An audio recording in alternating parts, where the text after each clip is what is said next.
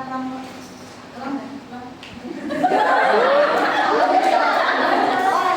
Lanjut aja udah. Dan saya Wilda Cipta Pramuka. Saya Abdul Musa, saya Bang Sandra, saya Fisa Jumlah, saya Nidra Mayati, saya Muslimah Maria, saya Ibu Sepian. Jadi langsung aja kita masuk ke materinya. Yang pertama di sini ada definisi negara. Negara didefinisikan sebagai suatu organisasi yang terdiri dari sekumpulan manusia yang menempati wilayah tertentu serta memiliki kekuasaan untuk mengatur dan mengelola seluruh kehidupan masyarakat untuk mencapai tujuan bersama. Nah, secara etimologisnya, negara berasal dari bahasa Sanskerta yang yaitu nagari atau nagara, yang artinya wilayah, kota, atau penguasa. Nah, dalam bahasa Sanskerta ini, negara merujuk pada kekuasaan yang berada pada wilayah atau kota, dan istilah tersebut berkembang dalam bahasa Indonesia. Nah, berkembangnya itu untuk merujuk pada suatu entitas politik yang memiliki kedaulatan atas wilayah dan rakyatnya. Nah, adapun pengertian negara menurut KBBI, yaitu yang pertama, negara merupakan organisasi yang menempati wilayah tertentu serta memiliki kekuasaan tertinggi serta ditaati oleh seluruh masyarakat yang berada di dalamnya.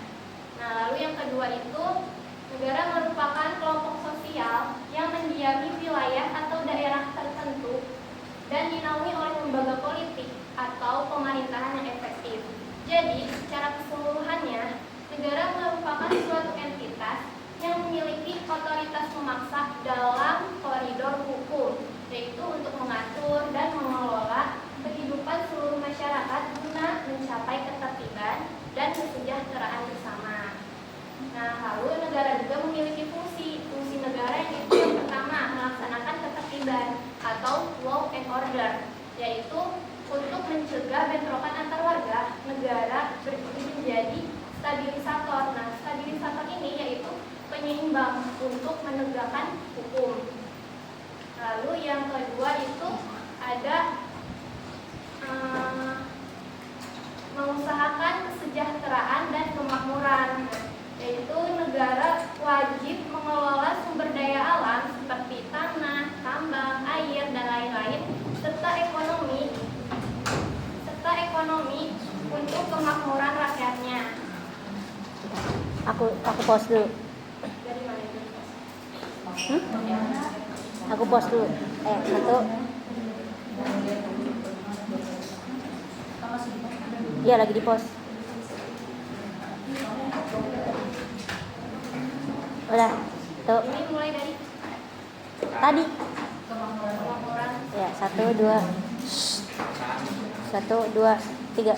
Nah, yang kedua itu yaitu mengusahakan kesejahteraan dan kemakmuran, yaitu negara wajib mengelola sumber daya alam seperti tanah, tambang, air, dan lain-lain, serta ekonomi untuk kemakmuran rakyatnya. Nah, ini tuh berfungsi agar tidak terjadi di mana sumber daya alam dimanfaatkan oleh segelintir orang saja. Nah, lalu yang ketiga ada pertahanan. Nah, negara perlu alat pertahanan untuk menjaga kedaulatan dari ancaman luar maupun dalam. Nah, contoh ancaman luarnya itu seperti intervensi asing serta serangan cyber dari negara lain. Lalu contoh ancaman dari dalamnya itu seperti terorisme atau pemberontakan. Nah, fungsi dari pertahanan ini untuk melindungi integritas, kedaulatan, serta melindungi seluruh masyarakat yang berada di dalam negara tersebut.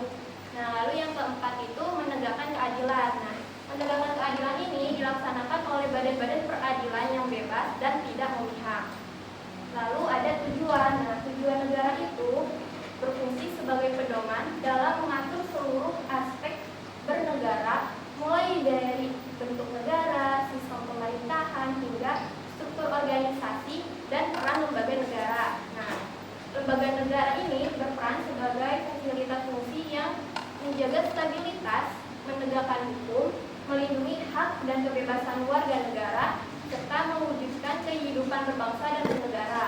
Nah, di Indonesia, lembaga ini dijalankan oleh lembaga eksekutif, legislatif, yudikatif, dan lembaga penunjang lain berdasarkan UUD 1945. Nah, lembaga eksekutif ini diperankan oleh presiden atau pemerintahan yang dimana bertugas melaksanakan administrasi negara serta kebijakan, lalu menjalankan program pembangunan, menjaga keamanan negara, serta mengatur hubungan antar luar negeri. Lalu yang kedua itu lembaga legislatif. Nah, lembaga legislatif ini diperankan dari yang paling tinggi itu MPR, Majelis Perwakilan Rakyat, lalu DPR, Dewan Perwakilan Rakyat, serta DPD, Dewan Perwakilan Daerah.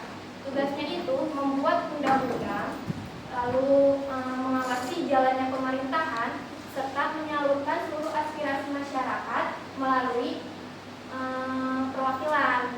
Lalu yang ketiga itu lembaga yudikatif. Nah, lembaga yudikatif ini diperankan oleh Mahkamah Agung, Mahkamah Konstitusi, sama Komisi Yudisial. Nah, pertama Mahkamah Agung. Mahkamah Agung ini bertugas menegakkan hukum dan keadilan. Lalu Mahkamah Konstitusi ini yaitu menguji undang-undang dari UUD 1945. Lalu Komisi Yudisial itu tugasnya yaitu mengawasi perilaku hakim, yang dimana hakim itu harus independen, tidak boleh terpengaruh oleh dunia luar, dan harus memutuskan hukum yang berlaku sesuai dengan fakta. Lalu ada pun tujuan negara berdasarkan alinea keempat dalam UUD 1945, yaitu 1. Melindungi segenap bangsa Indonesia, 2. Memajukan kesejahteraan umum, 3. Mencerdaskan kehidupan bangsa, dan 4. Ikut melaksanakan ketertiban dunia berdasarkan kemerdekaan, perdamaian abadi, dan keadilan sosial. Untuk mencapai tujuan tersebut, Indonesia perlu memenuhi unsur-unsur negara seperti wilayah strategis, sumber daya alam, kapasitas industri, pemerintahan yang stabil, serta moral bangsa. Nah, dengan demikian, tujuan negara itu adalah tercapainya ketertiban kehidupan bernegara, terus terlindunginya hak dan kebebasan warga negara, serta tercapainya cita-cita bersama yang dimana menjadi dasar pembentukan hukum, struktur pemerintahan, serta peran lembaga negara.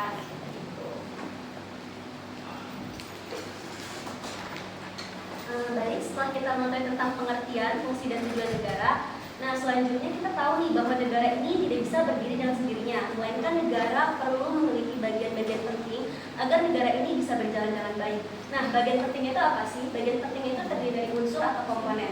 Unsur atau komponen ini kedua hal yang wajib ada pada negara. Nah, ibaratnya gini, tubuh manusia itu kan terdiri dari kepala, tangan, dan kaki. Nah, jika salah satu anggota tubuh ini tidak ada, maka tubuh ini tidak bisa menjalankan sesuatu itu dengan sempurna kan? Nah, begitu juga negara. Negara memiliki berbagai unsur. Yang pertama ada wilayah, yang kedua ada rakyat, yang ketiga ada pemerintah, yang keempat ada kedaulatan. Nah, wilayah adalah tempat di mana negara itu memiliki kekuasaan yang sah. Di wilayah itu juga negara bisa menegakkan hukum dan menjalankan keamanan. Namun ada pengecualian yang disebut ekstrateritorialitas. Ekstrateritorialitas adalah kondisi di mana hukum negara bisa berlaku di wilayah negara yang lain. Contohnya, kedutaan Amerika yang berada di Jakarta. Nah, kedutaan ini kan berada di kawasan Indonesia. Namun, tetap di dalam kedutaan ini tuh mengandung hukum Amerika. Nah, hal ini menunjukkan bahwa kekuasaan negara ini bisa berlaku di wilayah yang lain, tapi dalam konteks yang khusus. Yang kedua itu ada rakyat. Menurut Al-Shijari, rakyat adalah komponen paling penting yang ada pada negara. Karena rakyat itu memiliki hak dan kewajiban yang seimbang. Nah, hubungan antara negara dan rakyat kita bisa melihat dari 4 sistemnya. Yang pertama, ada sistem positif. Sistem positif itu bagaimana sih haknya negara itu kepada rakyatnya. Nah, hak negara kepada rakyatnya itu adalah menjaga negaranya dan memenuhi kebutuhan masyarakatnya.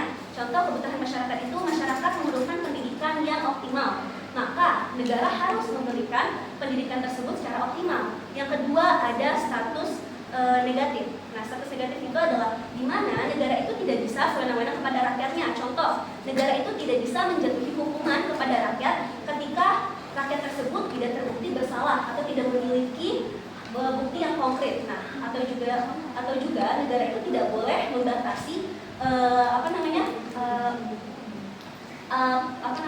pendapat dari rakyat dengan alasan atau tanpa alasan. Terus yang ketiga itu ada status aktif. Status aktif itu di mana rakyat harus memegang kendali, yaitu rakyat juga harus ikut dalam sistem pemerintahan dengan cara mengikuti pemilu atau pemilihan presiden. Nah, yang keempat itu ada sistem pasif. Bukan berarti rakyat itu harus menerima saja, tetapi rakyat juga perlu mentaati peraturan-peraturan yang sudah dibuat oleh negara.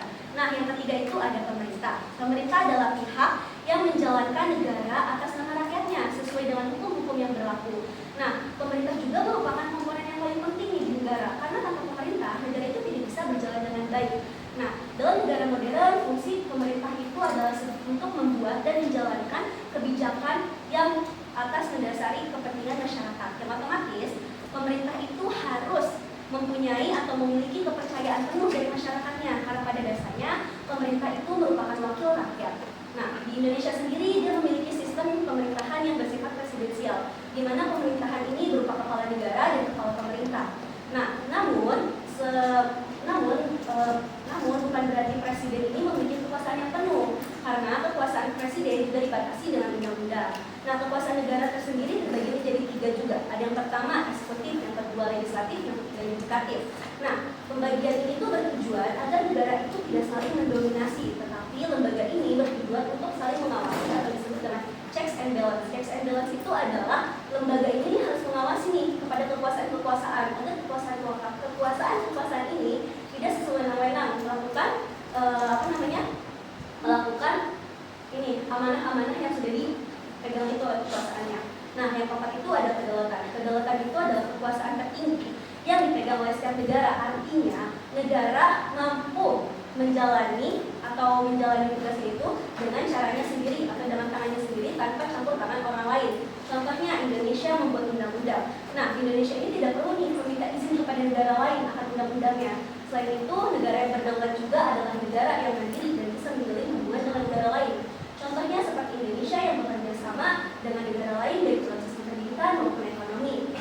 Nah, setelah kita mengetahui tentang unsur negara tadi, selanjutnya kita mengetahui tentang bentuk negara. Bentuk negara adalah suatu negara untuk mengatur kekuasaan dan pemerintahannya. Nah, dalam aspek antropologi, negara kita bisa tahu nih bagaimana sih negara itu dibentuk. Nah, negara itu dibentuk bukan hanya dilihat dari pemerintahan saja, tetapi juga dari perkembangan sosial dan budaya masyarakatnya. Yang artinya, negara dibentuk itu bukan harus dari sistem pemerintahan, tetapi dari masyarakat itu sendiri, baik sosial maupun kebudayaannya. Nah, contohnya itu pada masa lalu, masyarakat itu lebih percaya kepada garis keturunan, maka berbentuk negara monarki. Tapi semenjak berkembangnya zaman, negara itu mulai mengetahui nih akan hak dan kebebasannya. Maka negara itu berkembang menjadi negara republik, di mana pemerintahan tersebut dipimpin oleh rakyatnya. Nah, hal ini menunjukkan bahwa perubahan masyarakat menjadi peran penting terhadap pembentukan negaranya. Lalu, kalau kita lihat dari sejarahnya, berarti perkembangan bentuk negara ini berkembang kan seiring zamannya. Nah, pada masa Yunani kuno tersendiri, bentuk negara itu berbentuk polis atau kota negara, di mana sistem pemerintahannya itu monarki yang dipimpin oleh satu orang, oligarki oleh beberapa orang, dan demokrasi oleh rakyat. Nah, hal ini tuh diambil dari pengertian Aristoteles dan Plato. Dan pada masa pertengahan, negara itu bentuknya berubah menjadi monarki, di mana menurut Leibniz, monarki itu adalah sistem pemerintahan yang kepala negaranya itu dipilih secara turun-temurun, dan republik, di mana sistem pemerintahannya itu dipilih oleh rakyat. Nah, hal ini juga disetujui atau dijelaskan oleh Niccolò Machiavelli. Nah, setelah itu pada masa sekarang, pada masa modern, bentuk negara itu terbagi menjadi 2. Yang pertama bentuk negara kekuasaan, dan yang kedua bentuk negara serikat. Bentuk negara kekuasaan itu adalah di mana kekuasaan negara tersebut terpusat pada pemerintahan pusat. Nah, negara kekuasaan tersendiri ini terbagi menjadi 2 sistem. Yang pertama ada sistem sentralisasi, yang kedua ada sistem desentralisasi atau otonomi daerah. Nah, sistem sentralisasi ini sendiri adalah sistem di mana kekuasaan ini terpusat pada kepentingan pusat gitu. Nah, di mana daerahnya ini hanya menjalankan kebijakan-kebijakan yang telah diatur oleh pemerintahan pusat. Nah, kalau contoh kecilnya kayak di sekolah ya, sekolah itu kan ada kepala sekolah, ada siswa, dan ada guru. Di mana siswa dan guru ini hanya menjalankan perintah dari kepala sekolahnya saja. Nah, Yang kedua itu desentralisasi atau otonomi daerah. Desentralisasi atau otonomi daerah adalah pemberian wewenang kepada daerah untuk mengatur wilayahnya. Dan hal ini terjadi sekarang di Indonesia, di mana pemerintah daerah mampu menjalankan kebijakan atau mengatur kebijakannya untuk kepentingan masyarakat, tapi tetap ada peraturan yang dibuat oleh pusat. Nah, negara serikat atau federasi. Negara serikat atau federasi adalah negara di mana dari gabungan-gabungan negara yang memiliki otonomi daerah tersendiri. Nah, tetapi tetap mematuhi akan peraturan pusatnya. Seperti negara Amerika yang terdiri dari negara California dan Texas. Nah, negara ini keduanya memiliki aturan dan sistemnya tersendiri seperti sistem pajak atau sistem pendidikan tersendiri. Tapi negara ini tuh tetap patuh terhadap pemerintahan pusat.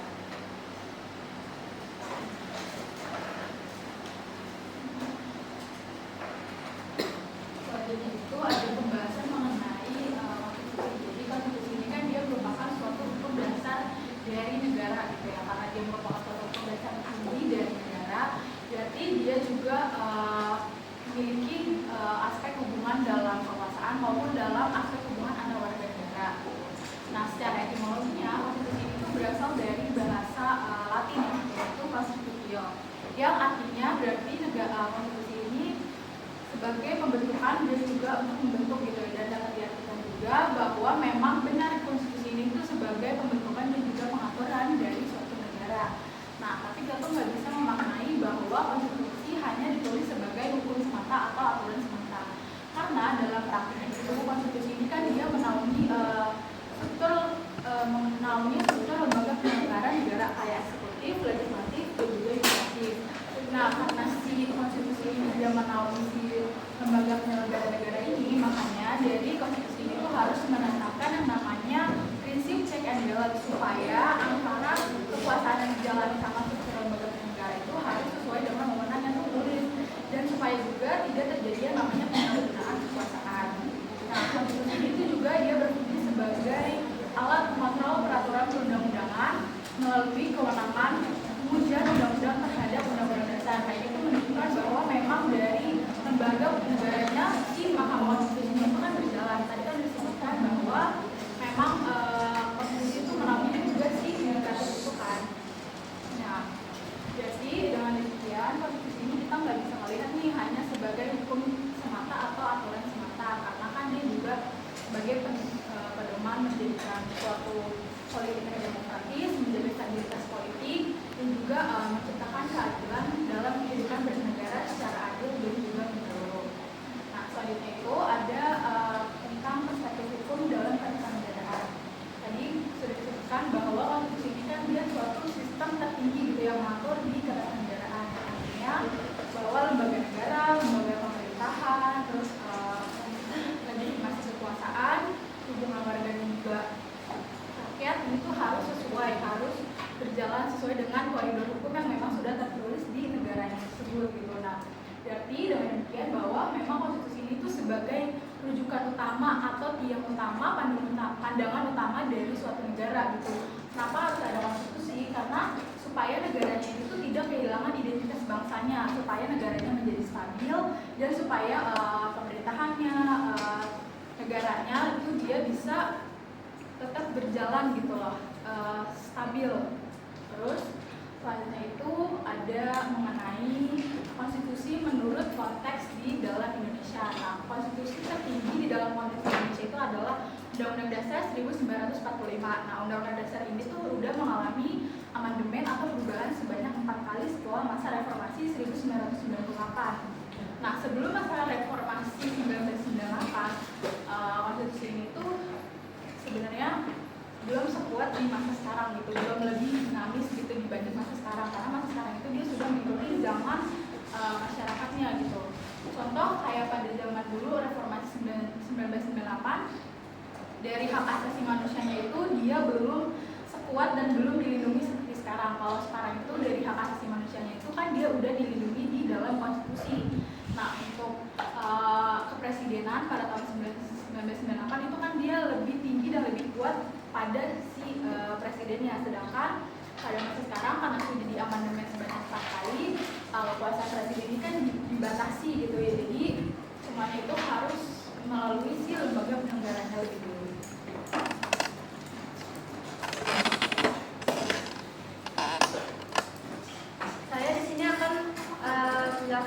terkait tentang keterkaitan negara dan konstitusi. Seperti yang sudah dijelaskan oleh rekan saya sebelumnya, negara itu organisasi yang memiliki kekuasaan. Di dalamnya itu ada pemerintahan, aturan, masyarakat. Sedangkan konstitusi itu merupakan pedoman atau aturan dasar bagi negara itu menjalankan pemerintahannya atau kekuasaannya untuk lebih terarah oleh aturan konstitusi yang ada di dalam konstitusi itu. Selanjutnya, keterkaitan antara negara dan konstitusi ini tidak bisa dipisahkan karena negara dan konstitusi ini membutuhkan satu sama lainnya. Jika negara berdiri tanpa konstitusi, negara itu tidak akan memiliki arah atau pedoman dasar untuk menjalankan pemerintahannya dan akan terjadi kekacauan. Sebagai contohnya kesemena-menaan kekuasaan dan lain sebagainya. Sedangkan jika konstitusi ada tetapi negaranya tidak ada, maka konstitusi tersebut tidak memiliki fungsi dan arti lagi karena tidak ada negara sebagai pelaksana dari aturan yang ditetapkan oleh konstitusi itu. Hal ini dapat dianalogikan sebagai jalur lalu lintas. Jadi negara itu sebagai kendaraannya dan konstitusi itu sebagai rambu lalu lintasnya. Jika di jalur lalu lintas itu tidak ada rambunya, maka kendaraannya itu akan berjalan sesukanya aja dong, karena tidak ada rambu-rambunya, dan itu bisa menyebabkan kekacauan kayak ya macet, kecelakaan dan lain sebagainya. Sedangkan kalau misalnya ada rambu lalu lintas tapi nggak ada kendaraannya, maka rambu tersebut tidak memiliki fungsi lagi dan tidak ada gunanya karena kendaraan tidak ada yang lewat di sana. Itu sama halnya seperti negara dan konstitusi. Lalu selanjutnya dalam praktiknya konstitusi itu mengatur struktur negara seperti yang sudah dijelaskan sebelumnya.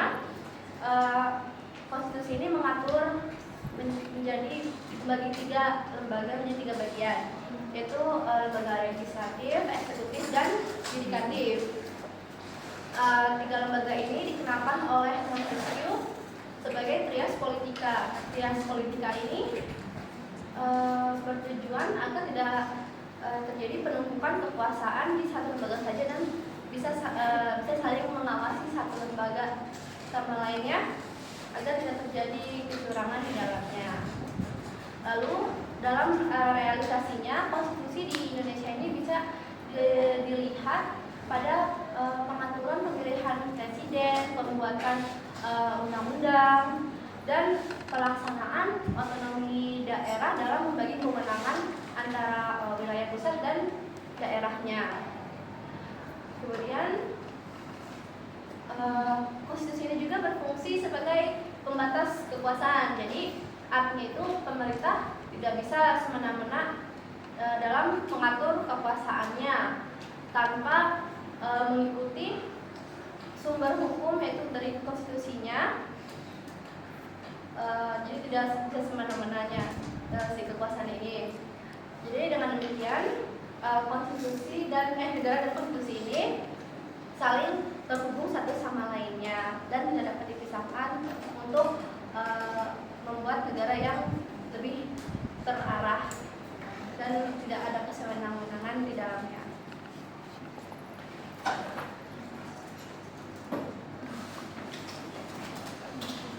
Baik teman-teman, tadi sudah dibahas tentang negara dan konstitusi dan bagaimana negara dan konstitusi itu menjadi satu kesimpulan yang sama. Baik, di sini saya akan membawakan studi kasus atau contoh kasus yang sudah putusan yang masih menyangkut dengan negara dan konstitusi.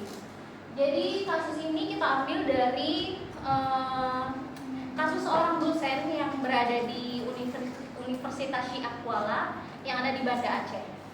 Jadi dosen ini mengkritik dalam satu WhatsApp internal yang bernama Syiah Kita. Dia mengkritik bagaimana janggalnya atau tidak transparannya proses tes CPNS yang terjadi di Fakultas Teknik tersebut. Nah, di dalam isi teks tersebut, di dalam grup internal tersebut, isi teksnya kurang lebih depannya gitu. Ini innalillahi wa inna ilaihi raji'un. Telah mati ketidakadilan dan ketidakjujuran. Langsung isi dalam grup tersebut ternyata didengar atau tersampaikan oleh dekan di fakultas tersebut. Lalu pihak kampus akhirnya melaporkan dosen ini ke pihak kepolisian. Lalu dalam perjalanan sidang dan putusan ini pihak fakultas menuntut dengan pasal Undang-Undang Informasi Transaksi Elektronik atau familiarnya kita UU ITE, teman-teman. Jadi pada sidang putusan yang pertama ada di Pengadilan Negeri Banda Aceh pada tanggal 21 April 2020. Lalu Saiful Mahdi ini dijatuhi hukuman 3 bulan penjara serta denda 10 juta rupiah. Lalu kasus itu naik lagi ke Pengadilan Tinggi Banda Aceh pada masih tahun 2020 untuk mengajukan banding, teman-teman. Dan akhirnya Saiful Mahdi ini masih tetap ditolak bandingnya, masih tetap dijatuhi hukuman 3 bulan penjara atau denda 10 juta rupiah. Lalu kasus ini naik lagi sampai ke Mahkamah Agung, teman-teman. Jadi pada kasus ini naik ke Mahkamah Agung, tapi tetap ternyata kasasi atau tahap peradilan terakhir dia tetap ditolak kasusnya itu untuk dibebaskan. Jadi dia tetap dijatuhi hukuman 3 bulan penjara atau denda 10 juta rupiah. Lalu para aktivis HAM serta akademisi ini mendesak kepada pemerintah untuk melakukan amnesti karena seharusnya di lingkungan fakultas atau di lingkungan universitas hal tersebut adalah kritik, bukannya mencemarkan nama baik. Karena dia mengunggah atau dia mengkritik tersebut, menyebarkan pesannya tersebut di dalam grup internal yang jelas-jelas itu adalah grup yang private. Sementara kalau seseorang ingin dijatuhi hukuman Undang-Undang Informasi Transaksi Elektronik, dia harus melalui 2 tahap, yaitu pasal 310 dan pasal 311. Apa itu pasal 310 dan pasal 311? Pasal 310 adalah pasal yang ada delik pencemaran nama baik. Jadi di situ ada seseorang.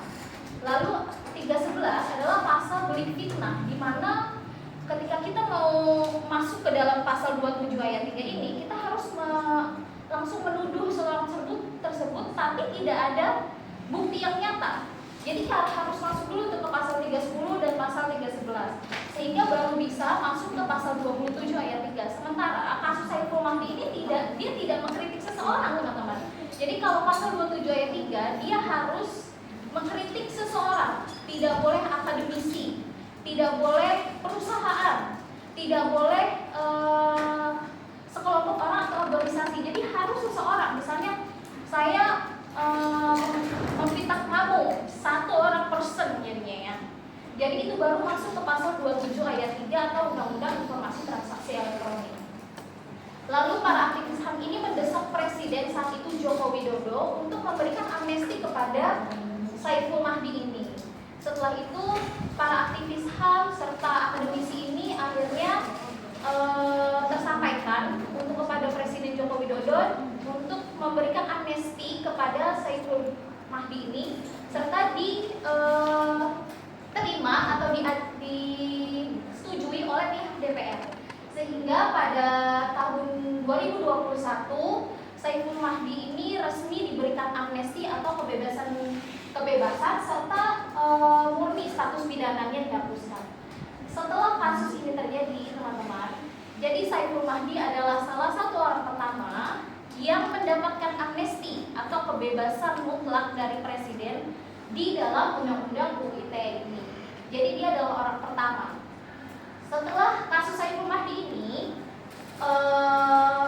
kebebasan berpendapat di lingkungan akademik itu harusnya tidak dilaporkan menjadi Undang-Undang Informasi Transaksi Elektronik.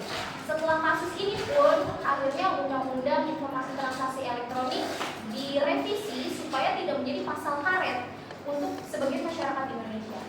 Jadi kesimpulan dari kasus Syaiful Mahdi ini adalah bagaimana negara harus tetap mengikuti peraturan dan kesatuan dari konstitusi. Jadi tidak menjadi pasal karet atau menyamakan pasal Undang-Undang 27 ayat 3 ini dengan Undang-Undang 1945, yang dimana kalau Undang-Undang 1945 ini menyuarakan atau membuat masyarakat itu bebas berpendapat, sementara jangan sampai pasal 27 ayat 3 ini membuat kita menjadi dibungkam teman-teman. Dan kasusnya banyak ya zaman sekarang, kalau kita salah kritik dikit kita langsung gue laporin lu ya ke polisi dengan pasal pencemaran nama baik, tapi dia nggak tahu isi dalam UU pasal 27 ayat 3 itu apa, dan harus melewati undang-undang nomor berapa kesekian, dan tujuannya itu harus persen ya teman-teman. Jadi di pasal 27 ayat 3 Undang-Undang Informasi Transaksi Elektronik harus melewati pasal 310 dan 311.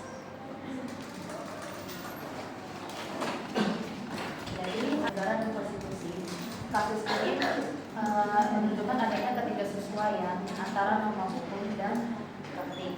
Nah, jadi secara konstitusional negara memiliki kewajiban untuk melindungi kebebasan berpendapat sebagai hak dasar negara. Namun pada kenyataannya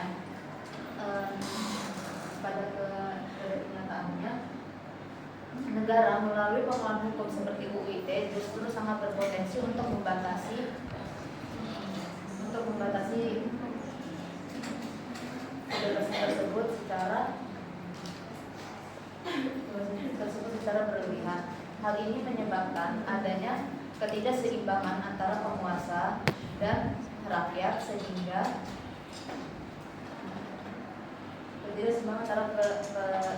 antara penguasa dan rakyat Indonesia. Jadi secara teoritis, menurut yang sudah Kak Sandra sampaikan, negara itu diibaratkan sebagai organisasi kekuasaan di mana terdiri di atas 4 pilar utama atau mendasar, yaitu wilayah, rakyat, pemerintah, dan kedaulatan, yang keberadaannya membutuhkan konstitusi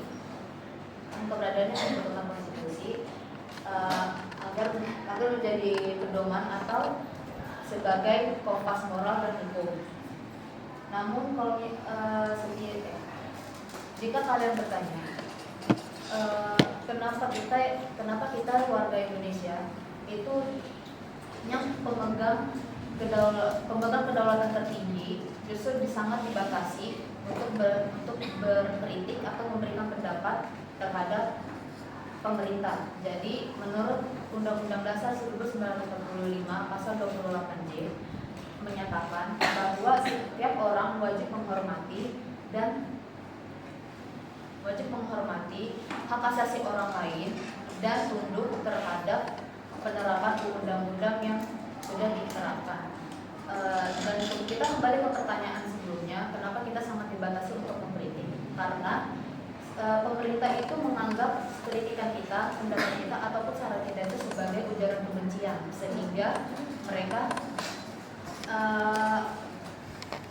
menganggap hal itu sebagai ancaman serius,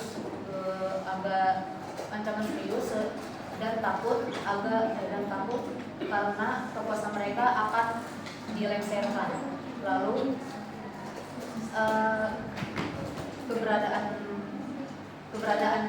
keadaan tersebut, dan mereka akan menggunakan atau mengatasnamakan hukum untuk meredakan suara rakyat sehingga pendapat tersebut dihilangkan. Nah, jadi menurut dalam kasus Syaiful Mahdi, kita akan mendapatkan bahwa adanya fenomena chilling effect. Nah, chilling effect itu sebagaimana yang kita tahu bahwa chilling effect merupakan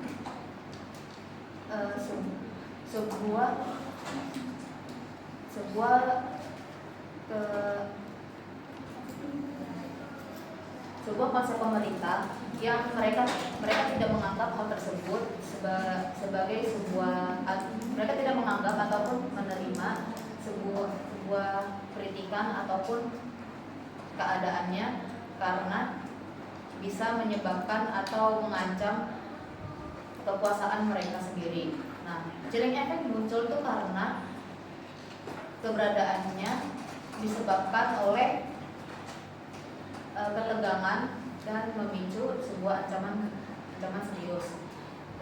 Lalu hal ini jika jadi sebenarnya itu konstitusi kita belum terlalu cukup karena kita memerlukan adanya penegakan hukum yang kuat dan penegakan hukum yang adil agar hal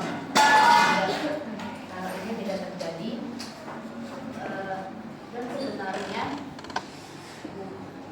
penerapan hukum yang sudah dilakukan juga harus membutuhkan sebuah suara dari rakyat sehingga tidak menggerus hak asasi manusia dan negara bisa menciptakan adanya keadilan serta kedamaian bagi seluruh rakyat Indonesia.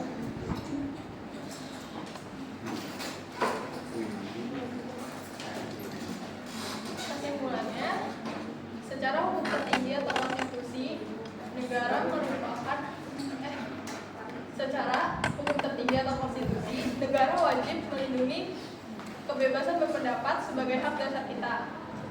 Namun, ada ketidaksesuaian, ada jarak antara aturan dan praktik, dan ketidaksesuaian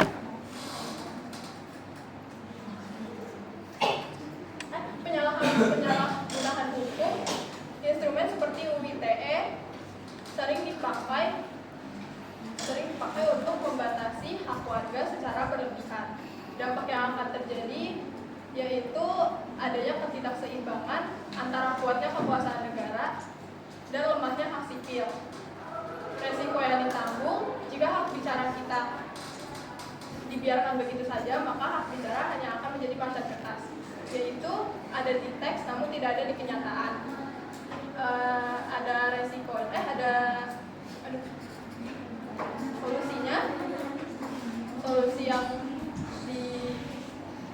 Solusinya yaitu penegakan hukum harus proporsional dan berorientasi HAM untuk mengembalikan keseimbangan antara negara dan warga.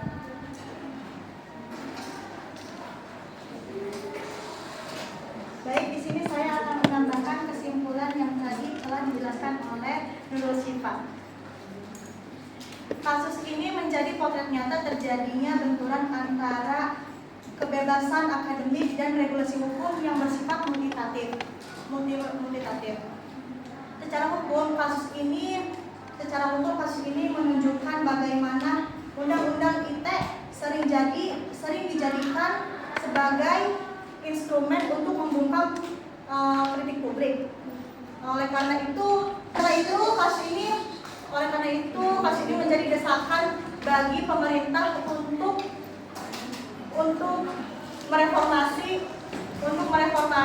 mereformasi kebijakan hukum agar lebih proporsional dan tidak mencederai esensi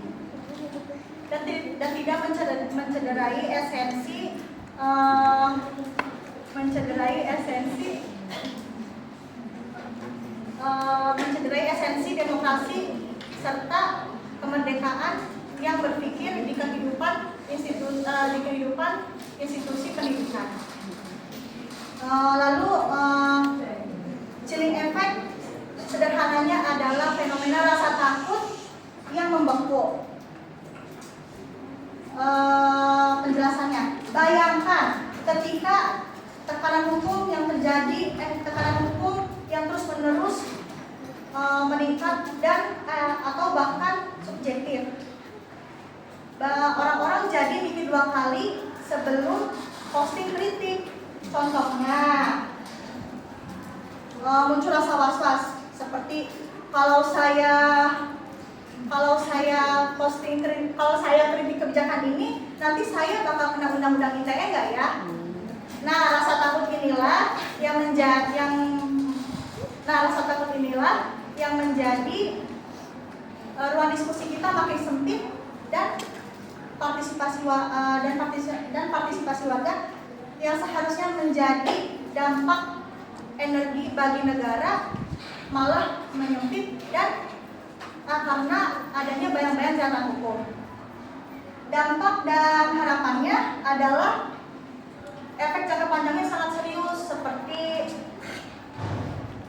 seperti kualitas demokrasi kita terancam menurun. Lalu demokrasi itu hidup dari kritik dan kontrol sosial. Tanpa itu fungsi pengawasan masyarakat terhadap demokrasi akan mati. Oleh karena itu, solusinya bukan menghapus hukum, tetapi bagaimana penegakan dilakukan secara lebih kontekstual. Tujuannya satu, untuk masyarakat tetap bersuara tanpa rasa takut dan demokrasi kita tetap sehat. Lalu saya simpulkan kembali, negara merupakan organisasi yang memiliki kekuatan untuk mengatur kehidupan masyarakat dalam suatu wilayah, sedangkan konstitusi menjadi dasar utama yang mengarahkan dan membatasi jalannya kekuasaan tersebut agar tidak sewenang-wenang. Hubungan negara dan konstitusi sangat erat karena negara membutuhkan konstitusi sebagai pedoman, sedangkan konstitusi akan bermakna jika dijalankan oleh negara. Dalam praktiknya masih terdapat ketidaksesuaian antara peraturan dan pelaksanaannya, seperti pada kasus kebebasan berpendapat yang justru masih dibatasi oleh hukum tertentu. Oleh karena itu perlunya penegak hukum yang adil, proporsional dan berorientasi pada perlindungan hak asasi manusia ini agar terjadi keseimbangan antara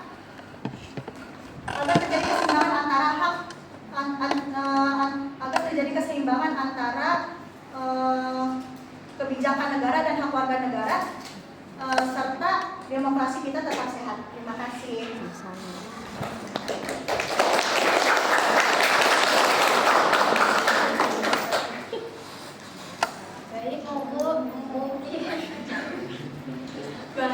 Mungkin cukup sekian pemaparan materi mengenai negara dan konstitusi. Boleh apabila ada pertanyaan, kami buka sesi tanya jawab. Apakah ada yang ingin bertanya?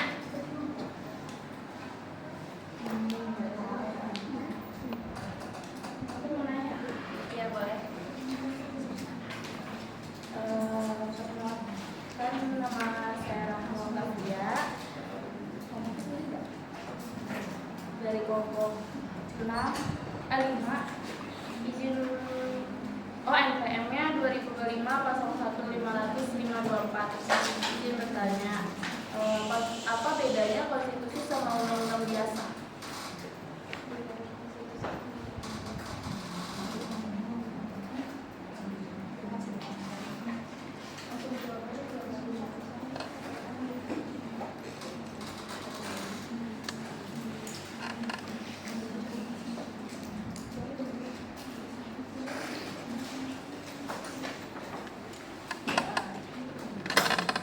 Undang-undangnya yang kayak gimana? Maksudnya yang undang-undang biasa? Apa biasa? Enggak ya?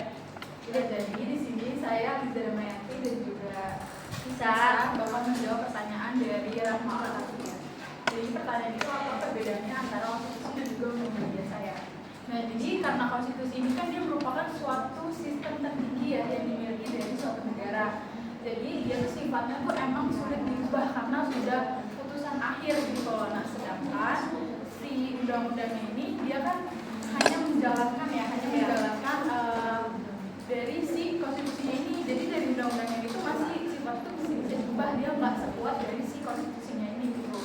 Jadi singkat itu undang-undang yang biasa ini tuh kayak cuma pendukung buat menjalankan aturan yang sudah ditetapkan ke konstitusi itu gitu. Bedanya gitu. Makasih ya. Ya. Ada lagi?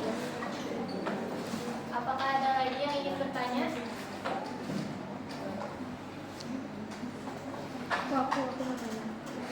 Aku Aulia Rahmawati, NPM 2025-0150-0110, perwakilan kelompok 1. Kalau aku itu, monarki itu bentuk negara atau sistem pemerintahan?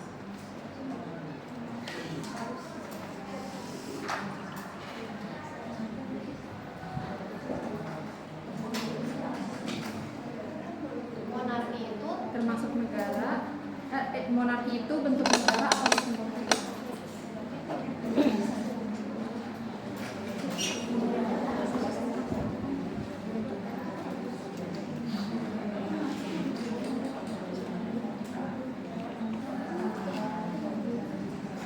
Sistem pemerintahan.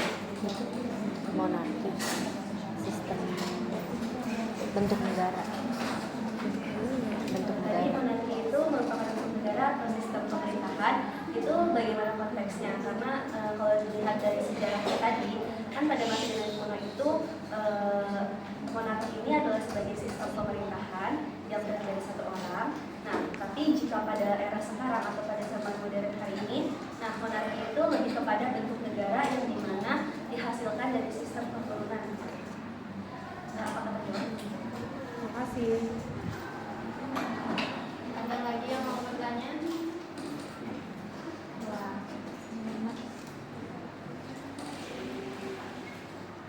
Oh, iya.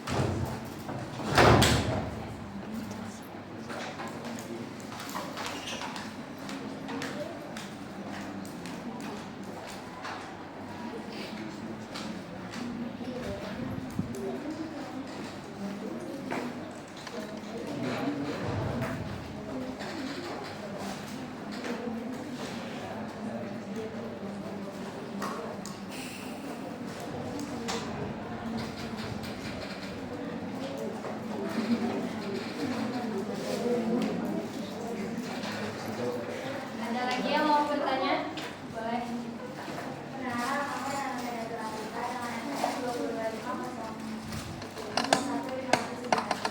Di sebuah negara dan sistem pemerintahan, kalau ada petinggi yang melanggar konstitusi negara, itu dia bakal diturunin jabatannya langsung atau gimana? Atau punya hukuman tersendiri? Di sebuah negara, di dalam sistem pemerintahan, kalau ada petinggi melanggar konstitusi negara, itu dia ini bakal diturunin langsung jabatannya atau punya hukumannya tersendiri. Baik, saya akan dua pertanyaannya. Jadi kalau misalkan pejabat atau petinggi negara melakukan sebuah kesalahan, biasanya dia diperiksa dulu oleh pihak terkait atau pihak kepolisian ya. Sebagaimana hukum-hukum lainnya, kalau seseorang melakukan kesalahan pasti dihukum sesuai dengan pasal yang terkait. Jadi untuk keputusan langsung diberhentikan atau tidaknya tetap mengikuti peraturan dan perundang-undangan. Mengerti? Ada lagi yang nggak ngerti? Sudah, terima kasih. Alhamdulillah.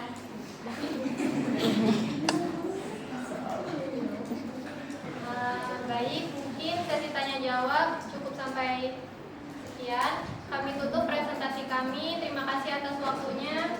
Wassalamualaikum warahmatullahi wabarakatuh. Waalaikumsalam warahmatullahi